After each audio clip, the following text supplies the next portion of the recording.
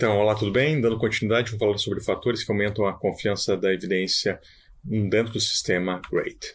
E, como a gente viu, o GRADE categoriza o nível de evidência entre alto a muito baixo, e isso depende de fatores como o teu alinhamento, se é ensaio clínico ou ele é estudos observacionais, e eles podem estar perdendo níveis de evidência ou ganhando de níveis de evidência excepcionalmente de acordo com os fatores avaliados pela framework, pelo sistema GRADE. Quais é que são esses fatores que modificam a qualidade? Nós já vimos sobre 5 fatores que diminuem a qualidade: risco de viés, inconsistência, evidência indireta, imprecisão ou viés de publicação. E existe também 3 fatores que aumentam a qualidade da evidência, que a gente vai falar agora. Uma delas é a grande magnitude de efeito, outra confundidores residuais em direção oposta e outro gradiente dose-resposta. Agora é importante falar um pouquinho sobre a parte de elevar a qualidade de evidência. Primeiro, isso não é uma regra, isso é uma exceção. Outra questão, ele também é basicamente aplicável a estudos observacionais. É raro a gente reduzir níveis de ensaios clínicos e depois aumentar.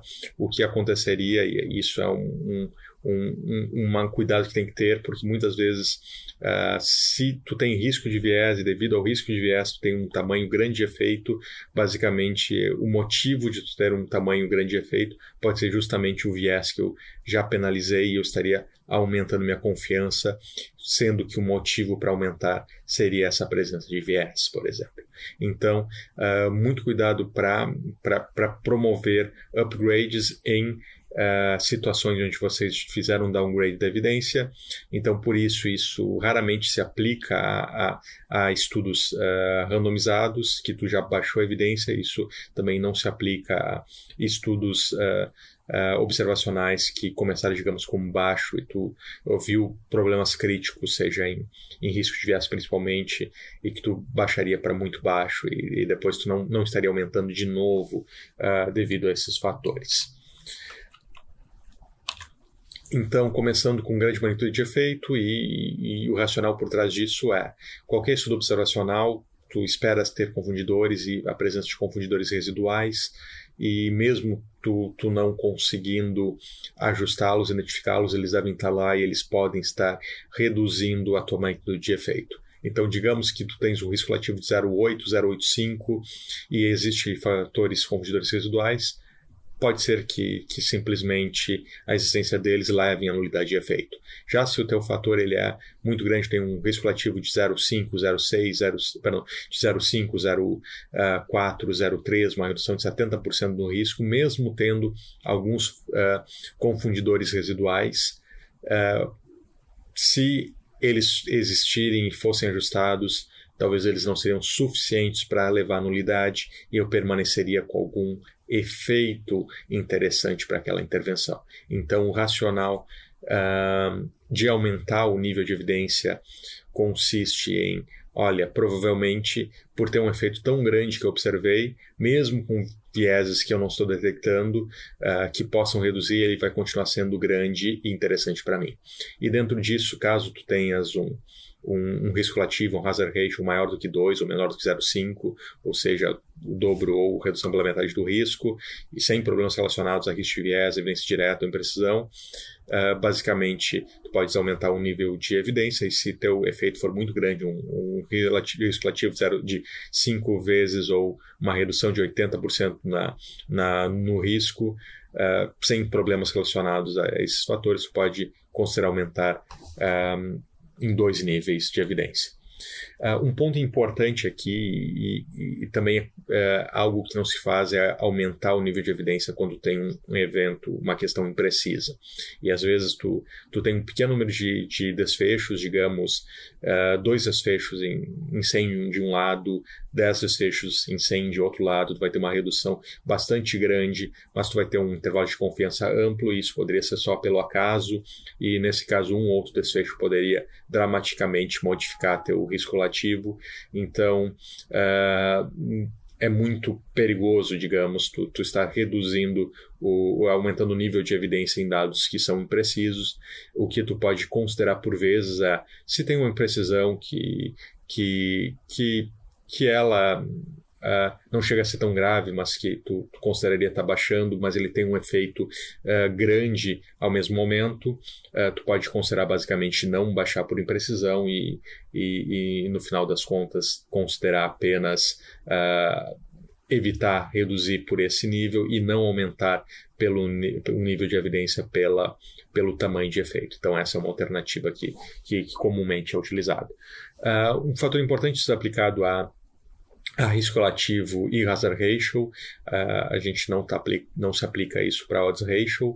Para odds ratio precisa fazer uma conversão para ver qual que seria o risco relativo correspondente, e para dados contínuos a gente poderia estar utilizando as definições de tamanho de efeito de Cohen para considerar o que seria um tamanho grande de efeito e aumentar o nível de evidência.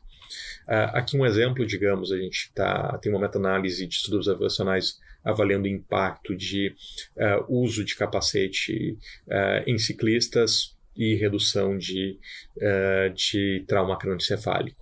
E essa revisão viu que tinha uma redução na ordem de 69% no risco de traumatismo craniano. E dentro disso, a gente pode imaginar que podem ter viéses confundidores. Um viés confundidor bastante importante aqui é a questão comportamental.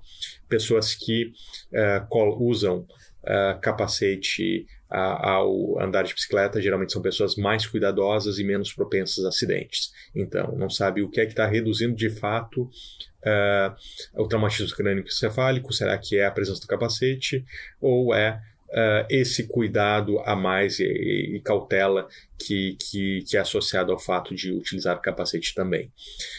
No entendimento, existe esse potencial viés confundidor e ele provavelmente está responsável por uma parte desse efeito. Contudo, a gente observou uma redução de 69% que, mesmo existindo um pouco desse viés confundidor de comportamento reduzindo o nosso efeito, dificilmente ele vai transformar esse risco relativo de redução de 69% para uma nulidade. Pode reduzir, digamos, para 50%, 40%, que continua sendo importante e continua sendo interessante do ponto de vista clínico. Então, nesse cenário, o que a gente estaria fazendo é acreditando, de fato, que capacetes reduzem trauma crânioencefálico e aumentando um nível de evidência.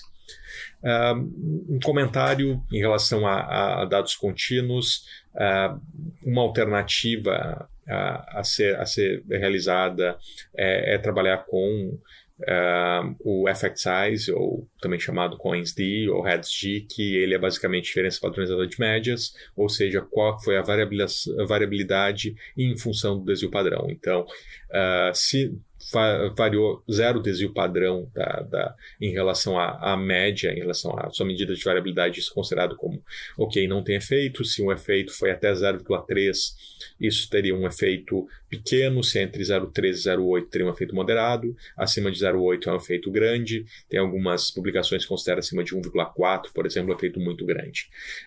Isso é mais utilizado quando está avaliando escalas, principalmente escalas de sintomas de avaliação de saúde mental. É bastante comum o uso desses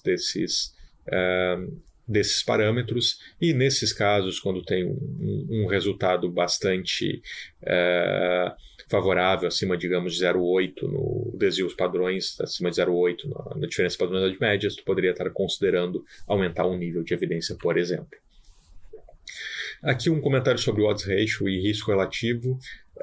O odds ratio ele tende a ser semelhante ao risco relativo caso a incidência seja baixa, seja, digamos, inferior a 5%. Então, como via de regra, se o odds ratio for menor do que, se a incidência for menor do que 5%, a incidência do nosso desfecho, o odds ratio pode ser interpretado da mesma forma que o risco relativo. Eu posso estar aplicando os mesmos pontos de corte do grade, mas digamos que eu tenho uma incidência elevada do meu desfecho, eu vou ter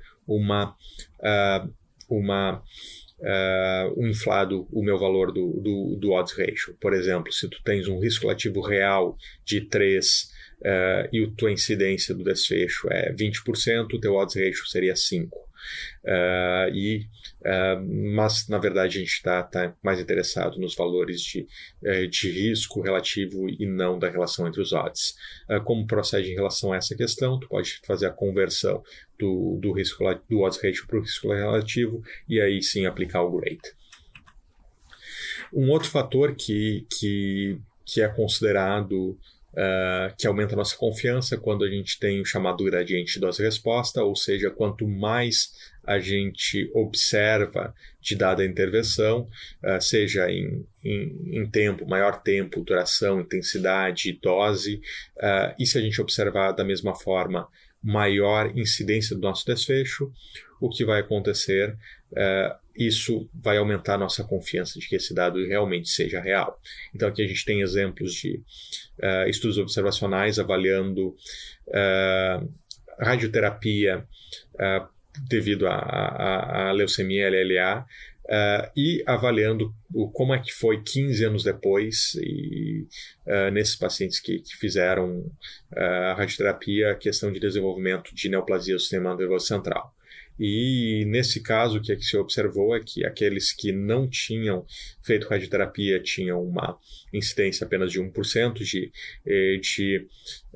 neoplasia do sistema nervoso central, aqueles que tinham uma dose de 12 grays tinha em torno de 1,6%, aqueles que tinham 18 grays tinha em torno de 3,3%, e foi observado quanto maior o nível de radiação, maior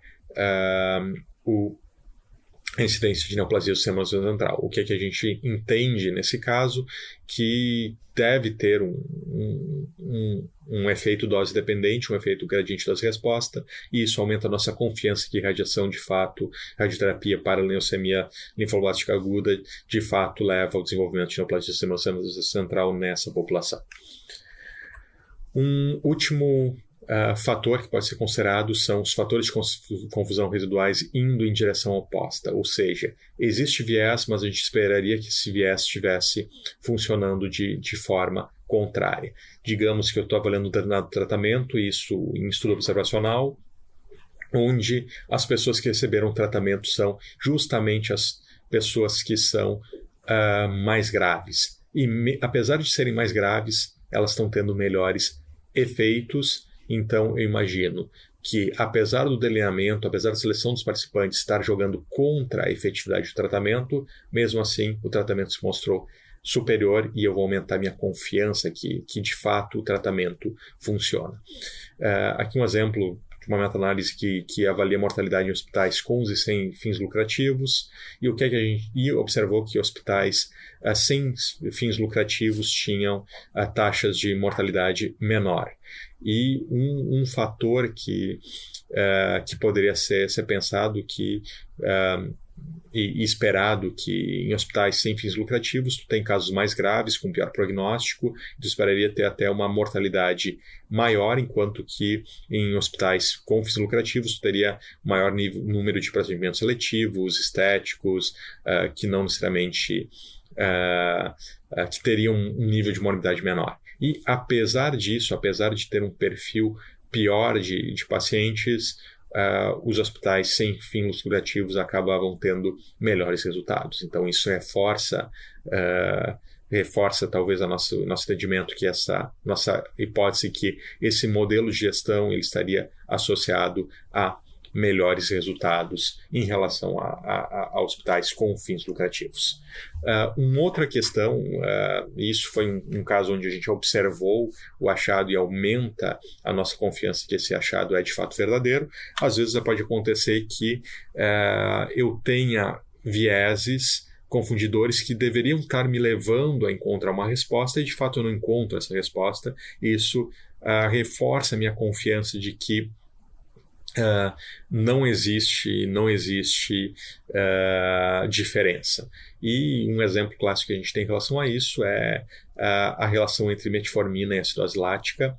E quando surgiu a metformina para o tratamento de diabetes, havia muito medo que causasse acidose lática, uma vez que outro medicamento da mesma classe, a fenformina, tinha sido retirado do mercado devido a esse risco. E a partir dali começou-se a buscar incessantemente associação entre metformina e acidose lática, e nunca foi mostrado nenhum dado consistente, apesar de grande número de estudos tentando avaliar esse ponto. Então, apesar de isso estar sendo incessantemente buscado, provavelmente vieses a serem construídos nesses estudos direcionariam a buscar esse tipo de associação. Provavelmente teria um maior reporting e viés de publicação buscando casos que mostram a relação com a acidose lática e metformina, e apesar disso não mostrou diferença. Isso reforça a minha confiança de que metformina não causa acidose lática. Algo semelhante a gente pode estar falando entre vacinação e autismo, motivado por um estudo com dados fabricados. Hipotetizou-se que a vacinação estaria associada com o desenvolvimento de autismo, e a partir dali começou a direcionar uma série de novos estudos buscando encontrar associações entre autismo e vacinação, e o que aconteceu é que nunca foi possível reproduzir esses achados, e foi encontrado fraudes em relação a esse estudo original, mostrando a associação, e essa busca incessante por alguma associação entre autismo e vacinação, sem nunca ter encontrado resultados, reforça a nossa confiança de que, de fato, não causa autismo a vacinação. Então seria isso. Esses são os 3 fatores que poderiam aumentar a qualidade de evidência do sistema GRADE, aplicáveis basicamente para bons estudos observacionais. Espero que tenha sido útil. A gente se vê no próximo módulo. Muito obrigado.